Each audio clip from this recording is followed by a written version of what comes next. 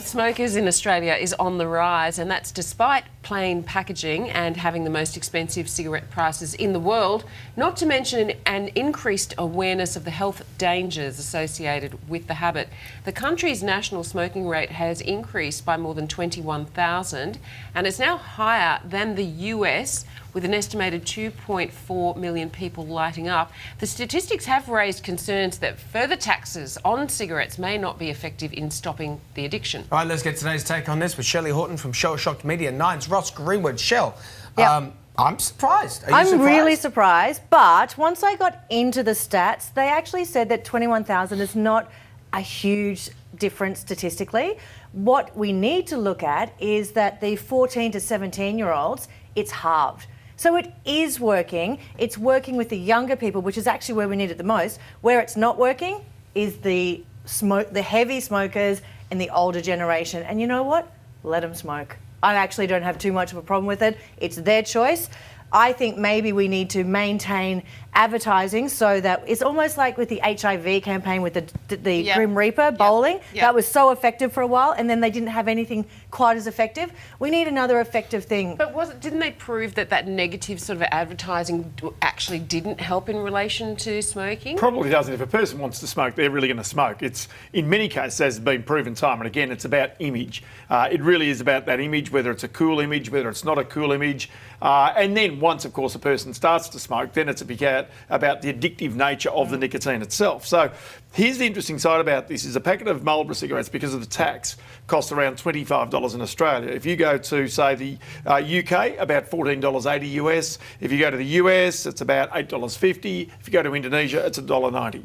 Right? So there's the fundamental difference. So a person who smokes in Australia is paying an awful lot of tax. It's what's called a social tax, and the social tax is put in there deliberately to stop you smoking and also to take pressure off the healthcare system down the track. But how is it that in the US, where it costs a lot less to buy a packet of cigarettes, their smoking rates per capita are lower than Australia? Because the social pressures, in particular Los Angeles and the places where you can't smoke, make it harder for people to smoke. Yeah, right. And so as a result, the harder you make it for people to smoke, the less they're likely to smoke, and then the social pressures come up. And it's really cheap in Indonesia and places like that, because the cigarette companies are going, this is our new market.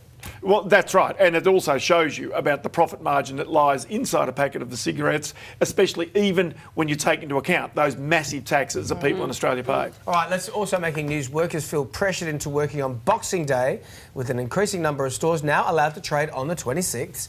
A new study found 1 in 5 retail employees feel coerced to show up. Ross, do you think allowing shops to open on Boxing Day that's the Boxing Day sales? That is. It's a Boxing Day sales. It's a good idea. So this is New South Wales. In other places, of course. Return all those gifts. That's it. Those presents aren't going to return themselves. That's it. I must admit, I'm not a Boxing Day shopper. I don't like to shop on Boxing Day. I don't like the crowds. I don't like all of that. But they are a tradition in many of our states. In New South Wales, not so. They did a trial in Wollongong. This is where you had people starting to feel as though they were under pressure to work those days that they might have liked to have gone away, gone to the country, seen the family, had their Christmas with their family. The problem is somebody's got to work sometime. Yes. And here's the real problem of this, is you're going to get paid your penalty rates, and sure, in many areas, they're being cut. But you've still got to have somebody work somewhere if you're going to provide a public service for when the public actually wants to turn up and do the shopping. So just on that, because penalty rates were being cut. Yes. In that retail sector? In the retail sector, yes.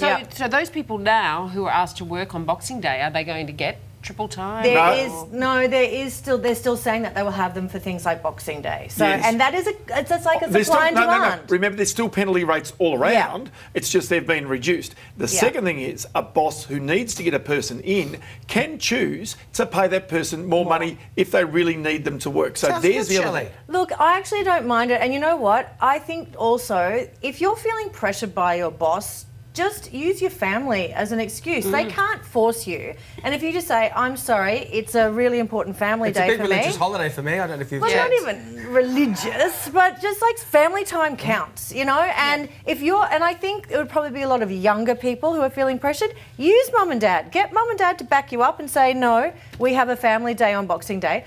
On the flip side, enjoy those penalty rates. And I have friends up in Queensland that mum-daughter Boxing Day sales is their thing. Right. It's their tradition. Sure. It's their favourite thing to do. So I'm sure that there's lots of people who love it. But if all the mums and dads are out shopping with their daughters on Boxing Day, It's their family tradition. who's serving them in the shops? The other ones who want to earn the money. Who wants to say Which other ones? Because they're all out shopping with their mums and dads, don't you get You that? guys stay with us because when we come back, we want to talk to you about what is wrong with a sausage roll and a meat pie. The footy fan under fire for his choice of stadium snack. It's quite fancy. I love it. Well, forget pies and sausage rolls. A footy fan in Melbourne is copping flack for his gourmet stadium snack. The man was snapped at yesterday's match between St Kilda and the Demons, feasting on a cheese board with smashed avocado. Punters were lost for words when they spotted the hungry supporter tucking into his gourmet platter of soft cheeses, bread and prosciutto. Looks delicious. They didn't see the espresso machine at his feet. Shelley Horton and Ross Greenwood are here for today's take on this. Shelley, I mean, they've gone viral. Someone said this is classic Melbourne, but good on this bloke. I love it. Oh my goodness. My mouth was watering looking at that little cheese board. And you look at the boards. I know, his own bread boards. It's all organised. Seriously, and that would have cost him half, like buying a pie and some chips because of the inflated prices at the stadiums. I think good on him. He does not deserve any flack. He deserves praise. I should tell you something about the Melbourne supporter. In AFL circles, the Melbourne Please do. supporter is considered to be the absolute silver tail. And so as a result, part of the reason why this bloke is getting flack is because he's taken his cheese board very sensibly. He's got a little blue there. He's got a little baguette alongside it. And I think that's all kind of cool. But it's only because he's a Melbourne supporter. If he'd been barracking for Collingwood and this had happened, they would have thought he was stupid.